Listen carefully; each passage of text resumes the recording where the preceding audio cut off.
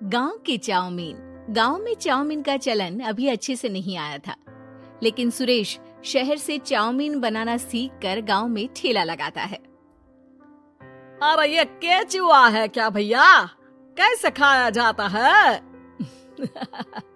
अरे नहीं नहीं, ये चाउमीन है। चाउमीन शहर में खाया जाता है। कितने की दे रहे हो सुरेश? 10 रुपए की प्लेट भरकर। तभी वहां शहर से पढ़ा एक लड़का आता है। जरा एक प्लेट चाउमीन तो देना। सुरेश उसे चाउमीन देता है। उसे चाउमीन खाता देख गांव वाले भी उससे चाउमीन ले लेते हैं और खाने लगते हैं। अरे वाह सुरेश भैया, कमाल की बनाए हो। 2 प्लेट मेरे बच्चों के लिए भी पैक कर दो।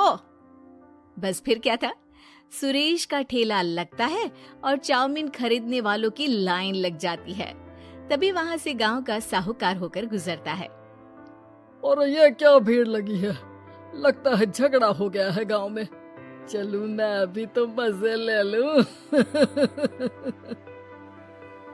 अरे कहाँ है, इतनी भीड़ लगी है यहाँ? लड़ाई हो गई है क्या?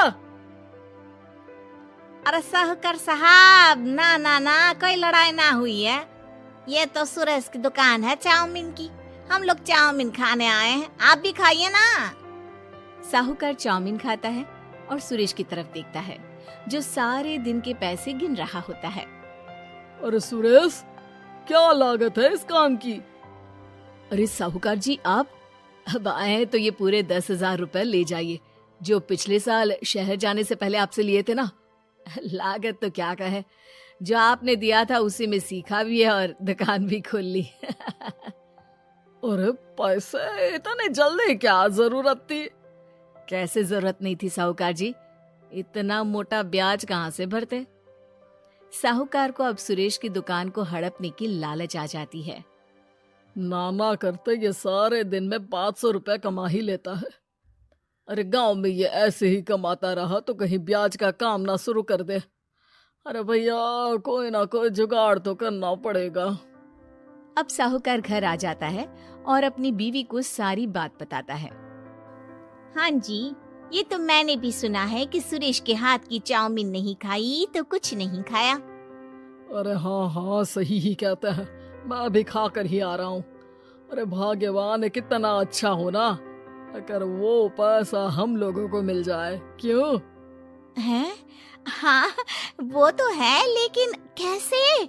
हम लोगों को तो चाउमीन बनाना आता ही नहीं है।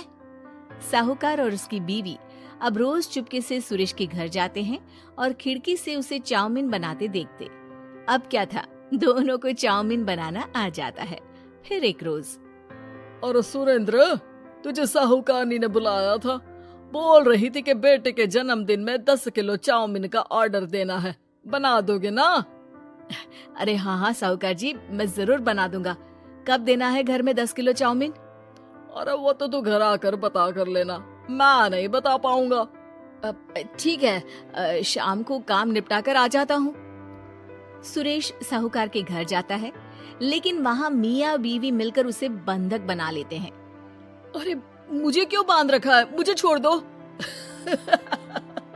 आज से तेरा ठेला मैं लगाऊंगा और बहुत सारे पैसे कमाऊंगा। साहूकार एक आदमी को सुरेश की निगरानी में लगा देता है और वहाँ से चला जाता है। अगले दिन, अरे साहूकार जी, आप कब से चाउमीन बेचने लगे और अपना ये सुरेश कहाँ गया? और वो तो शहर गया है, उसका कोई काम निकल आया था। बोल रहा था कि जब तक वो ना आए तब तक मैं ही उसके ठेले का काम कर दूं। पैसे भी तो बहुत उधार ले रखे थे उसने। लगता है कर्जा भरने के डर से भाग गया है। अरे पर वो तो बोल रहा था कि उसने सारा कर्जा उतार दिया है, और वो क्यों भागेगा? इतना तो कमा रहा था। अरे मुझे क्या पता। अरे चाउमीन खाना है तो बोलो, नहीं तो भागो यहाँ से। अरे हाँ हाँ, दे दो दे दो। अब तो चाउमीन खाना पूरे गांव के लोगों के लिए आदत ही बन गया है। ना खाओ तो नींद ना आए। हाँ हाँ, तो लो और निकालो 50 रुपए। 50 रुपए क्यों? सुरेंद्र तो 10 रुपए में देता था। अरे वो पागल था, मैं थोड़ी ना हूँ। गांव वाले, जिनको चाउमीन की लत लग गई थी, वो करते भी क्या। दे दो और ये लो 50 रुपए। लेकिन फिर साहूकार उन लोगों को प्लेट में थोड़ी सी चाउमीन रख देता है। अरे ये क्या, पैसे 5 गुना ज्यादा और चाउमीन बस इतनी सी। अरे साहूकार साहब, भगवान से तो डरो। बस फिर क्या था, साहूकार की मन मर्जी चलने लग जाती है और गांव वाले करते भी क्या। एक रोज मुझे तो लगता है कि सुरेश को साहूकार ने मार डाला होगा, क्योंकि उसका काम इतना अच्छा चल रहा था, फिर वो क्यों जाता, और वो भी साहूकार के हवाले दुकान करके। ना बाबा ना। अगले रोज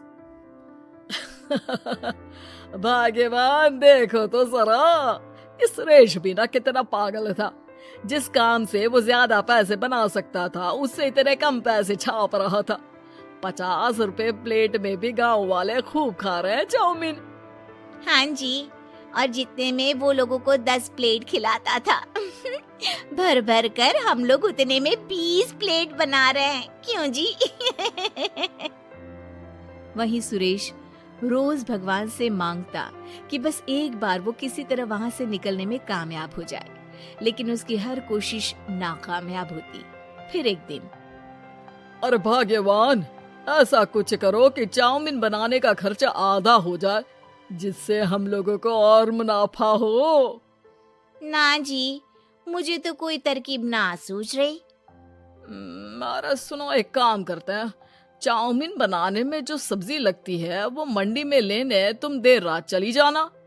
तब तक वो सारी सड़ी गली सब्जी जो दुकानदार वहीं फेंक जाते हैं, वो उठा कर ले आना फ्री में। अरे वाह जी वाह, आप तो बहुत समझदार हैं जी। बीवी वैसा ही करती है, लेकिन अब लोग चाउमीन खाते तो मुंह बनाकर। फिर एक बार, अरे राम राम राम, ये पेट में दर्द काहे हो रहा है? आई, आई, आई, आई, आई। हाय रे हाय, मेरा भी पेट दर्द के मारे फटा जा रहा है। सभी को शक हो जाता है कि उन लोगों को चाउमीन खाने से ही ये बीमारी हो गई है। वहीं दूसरी तरफ जो आदमी सुरेश की निगरानी कर रहा था, वो सो रहा होता है और मौका देखकर सुरेश वहां से भाग जाता है। सुरेश गांव वालों के पास जाकर उन्हें सब कुछ बता देता है।